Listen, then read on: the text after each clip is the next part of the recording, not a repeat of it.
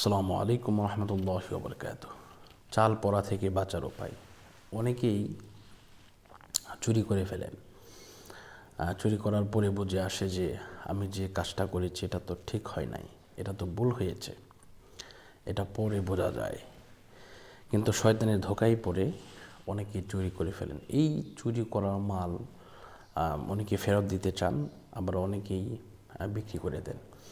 তো এরপরে হুজুরের মাধ্যমে চাল পোড়া নিয়ে আসে। চাল পোড়া খেলে তো আপনার 12টা বেজে যাবে, কারণ এমনও হয়েছে আমাদের চোখের সামনে গলা দিয়ে রক্ত বের হয়েছে, অথবা জিহ্বা উল্টে গেছে, অথবা তার পেটের ব্যথা বা পেটের অসুখ, এই সমস্ত সিমটম ধরা পড়েছে। তো এই সমস্ত বিষয় থেকে আপনি রক্ষা পেতে হলে আপনাকে কি করতে হবে এটা আমাদেরকে আগে জানতে হবে। তো বিষয়টা হচ্ছে আমাদেরকে তওবা করতে হবে।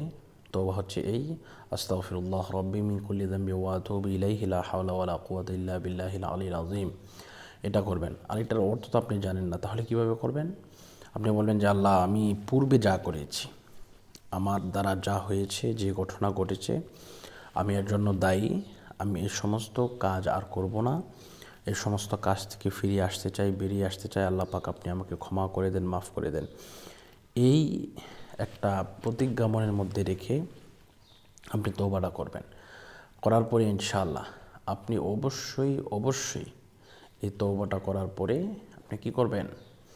আপনি শুধু এই তওবা করলে হবে না, যেহেতু হুজুর চাল পোড়া দিয়ে দিবে, এজন্য আপনাকে তদবির করতে হবে। তদবির যদি আপনি না করেন তাহলে আপনি ধরা পড়ে যাবেন। তো আলহামদুলিল্লাহ, যদি আপনি তদবির করাতে চান, ইনশাআল্লাহ আমার সাথে যোগাযোগ করবেন।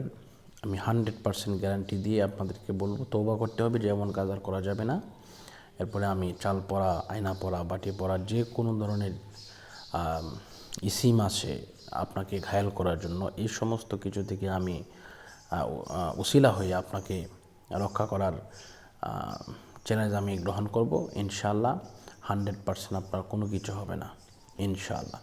যদি আমার সাথে যোগাযোগ করতে চান, এই নাম্বারে যোগাযোগ করবেন 016-430-63744। আমি আবারও বলছি 016-430-63744। এই নাম্বারে ইনশাআল্লাহ যোগাযোগ করলে আমি আপনাদের কাজ করে দেব। আপনাদের কোনো কিছু হবে না, কোনো ক্ষতি হবে না ইনশাআল্লাহ। আল্লাহ পাক রব্বুল আলামিন আমাদের সকলকে কবুল করুন, মনের আশা পূরণ করুন, এই প্রত্যাশা করে আজকের মতো এই মুহূর্তে বিদায় নিচ্ছি। আসসালামু আলাইকুম ওয়া রাহমাতুল্লাহি ওয়া বারাকাতুহু ওয়া মাগফিরাতুহু ওয়া জান্নাহ।